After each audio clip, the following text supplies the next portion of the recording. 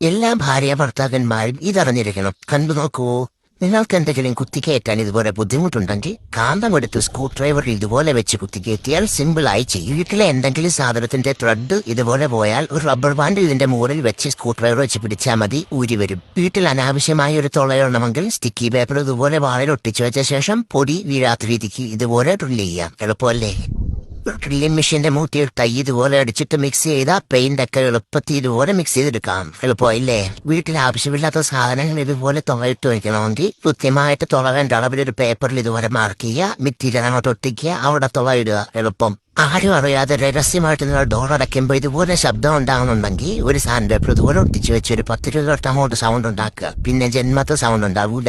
നിങ്ങൾ എന്തൊക്കെ ചെയ്തിട്ടും രണ്ടറ്റങ്ങൾ ഇതുപോലെ കൂട്ടിമുട്ടിക്കാൻ ബുദ്ധിമുട്ടുണ്ടെങ്കിൽ നല്ല 2 റബ്ബർ ബാൻഡ് എടുത്ത് ഇതുപോലെ ഇടുക. കുപ്പി ഇതുപോലെ വൃത്തിക്ക് അങ്ങോട്ട് കട്ട് ചെയ്യുക, വൃത്തിക്ക് കയറ്റി വെക്കുക, ചൂടാക്കുക, ഒട്ടിയിരുന്നോളൂ അവിടെ.